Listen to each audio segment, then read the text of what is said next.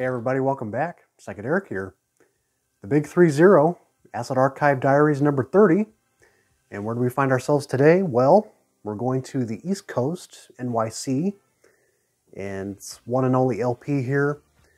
It almost rubs off as a tax scam record the more I think about it. It's certainly not a private press, even though there's maybe one other LP release and then maybe a couple singles. But it's not a non-LP release. It was definitely distributed by a major label, aka the Mafia. And I say that because it was distributed by Roulette Records through their little imprint here, Elephant V Limited. And today we're talking about an album called 32,000 Pound Heavy Balloon. What? And then on the back here it's considered 16-ton Heavy Balloon. And then I just found out on the label it's printed that way too, which I'll get a shot here. Side 1, 32,000, 16-ton. And this is one I picked up, I think maybe around 2018, 2019, around there. I've had it for a while now. Got this on eBay, I think, for under 20 bucks because it had some damage up top. It used to have some duct tape there. Came off pretty decent, but it's still kind of sticky. And it's got some wear, obviously, as you can tell. But at least it didn't rip the sleeve off. So that's good. And it's got some wear on the vinyl too. So I got this like under 20 bucks. And yeah, it's probably like a G plus when you look at it. Definitely been through the ringer a little bit, but it's a hell of a player. It plays really well. You know, just mild surface noise. Doesn't overpower the music too much. And that's sort of where I'm at these days. I've been picking up records sort of undergraded for a better price, and we'll be talking about one of those coming up here in the next vinyl update. But going back to this record, so this was released in 1969, I'm pretty sure, or at least the following year. It was at least recorded in 69. And yeah, like I said, the way I think about it, it almost rubs off like a tax scam release, because even the whole production, the way the record flows, it's almost like they just kind of slapped these songs together, and the thought process behind these songs was pretty minimal. I mean, it definitely reflects in the songs once you hear it. But I will say though, first off, before I talk about any of the tracks on here, it does have a couple interesting appearances from musicians here. So we got this one, if you guys know the Rockets, they're sort of a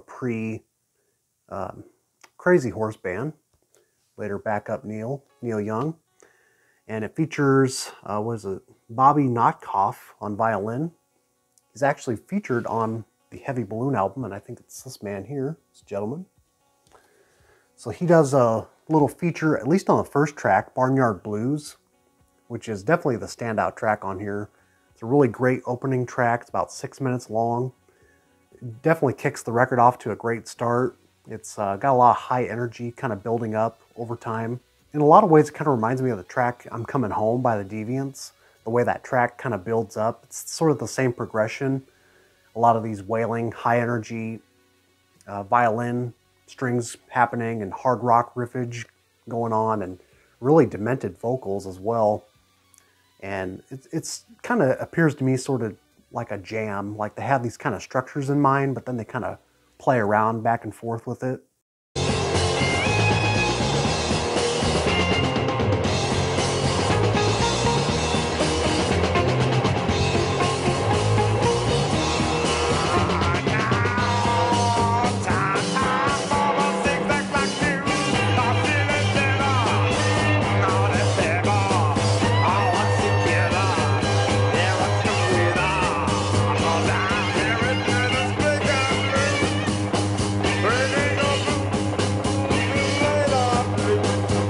Then once you get to the second track, On My Way Down, it's another 5-minute track on here. It's pretty decent. It builds up at the very end. Gets a little more hard rock solos happening, and it's just kind of got this kind of slow brewing kind of intro and midway point. But otherwise, after that, the record definitely takes a couple lulls, and it's like, why did they even throw this on the record? Like, who is this for? To me, it just sounds like they're high in the studio or maybe just drunk off their ass playing these songs. Because the next track, My Very Own Sweetheart's very jug band heavy. for like 4 minutes long. What a waste of vinyl. And then the next track, TC Top Cat Blues, followed by 16 Tons, sort of you could say the title track on here. It's these like really after hours, sort of midnight piano blues dirges they go on. It's like, why are we even going there? It's so boring, it's so slow. It's like, where's all that energy gone after that first track? It's just totally evaporated. And that's sort of why I bring up the tax scam idea, because it just sounds like they're just trying to fill up the time just to try to get this release out. But thankfully, once the flip side comes around to the first track, Led Zeppelin, I featured that on one of my early psychedelic trips, if you guys remember. Just a really, I think I went back to that video so I could put it in the intro. And I see Dom left a comment saying something like he really enjoyed that track. It's very thud rock heavy. It's just thug-headed. There's a lot of like Munchkin vocal effects happening. A lot of really fat, bassy, hard rockin' riffs happening as well. And again, those just demented lyrics and kind of bizarre chord changes they go through. It's like, damn, there's that high energy again. We could have really used that earlier. But thankfully, side 2 takes off a little better, but it's not much better, in my opinion. The second track, I Don't Need a Doctor, or I Don't Need No Doctor, features a vocalist named Jenny Dean. It's like the first female vocals to appear in the record. And it sort of reminds me a lot of the Fear Itself record. It's kind of a hard rock and blues, kind of boogie track. For what it is, it's pretty decent, but still, I mean, considering my take on blues, it just kind of fills up the time gap again. And then the third track, you have this sort of parody piece on Sgt. Pepper called Ode to Sgt. Pepper. And the way they spell ode, O-W-E-D.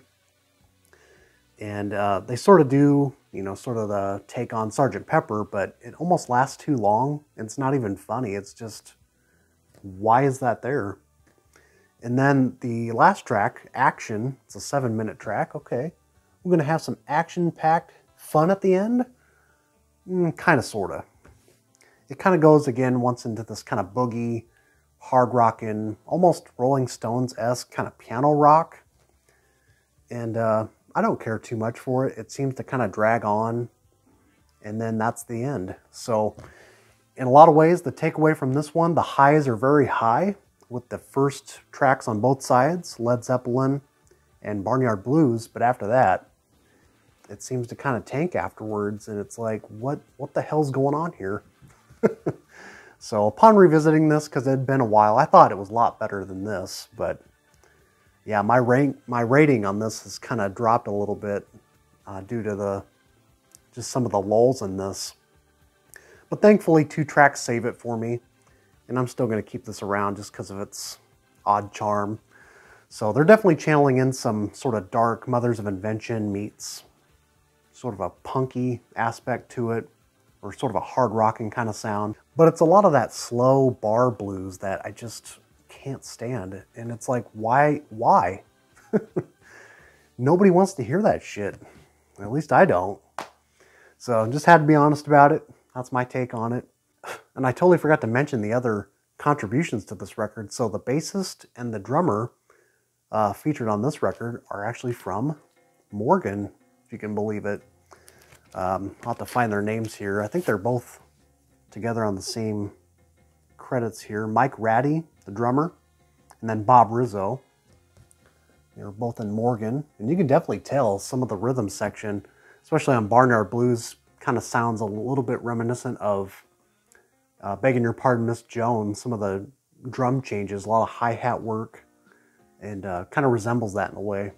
So I'll try to remember to leave some samples in here so you guys get a little taste of this.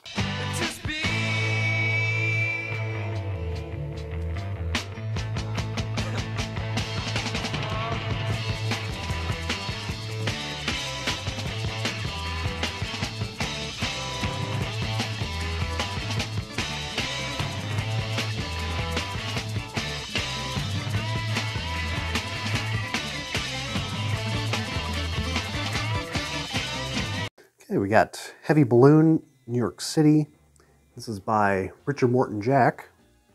And yeah, it says white label promos exist. Well, I don't know. That could be questionable. And it says self-indulgent underground sounds ranging from pretty heavy biker psych to sludgy blues, stoned campfire sing-alongs, and a novelty Beatles cover called Ode to Sgt. Pepper.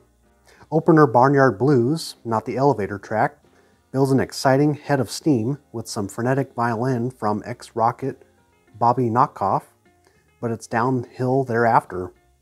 There's a heavy track on side 2 called Led Zeppelin, emphasizing their rather flippant approach, and I Don't Need No Doctor has powerful vocals from someone called Jenny Dean. It's entertaining enough and benefits from a refreshingly tight and immediate sound, but it's too spotty to be a recommendation. I can very much agree with that. It's unclear whether this was the work of a proper working band. One-time Morgan drummer Mike Ratty is involved, and the sleeve intriguingly name-checks Mighty Baby. Really? I didn't check on that.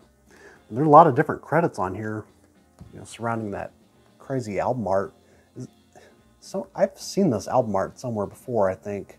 I don't know who the artist is. It says photography and cover design. I don't know if that's a famous artwork or art piece, but it looks familiar to me. Well, anyways, you get a lot of different credits on here. Yeah, Jenny Dean, Mallory Earl, Kirby Helmuth, Wolf James, Michael Jason, Lori. Yeah, it says Mighty Baby here on the back. So it's kind of an interesting name check there. And then, yeah, so then you got those. Pepe the piano player. So yeah, interesting curio of session musicians here from New York City, all involved in this project. It'd be kind of interesting to get a little more background history on this, if there is any. If anybody knows any other info about this band or this kind of session, let me know. It seems to be pretty scarce online as far as just information goes. But yeah, still glad to pick it up. And yeah, definitely check out the takeaway tracks for me, Barnyard Blues and Led Zeppelin. So with that said, got number 30 down for the books. And I'll probably do a vinyl update next. We'll see where I come with things as far as me getting back to listening to some records again and just kind of letting things flow. So take care, and we'll see you soon.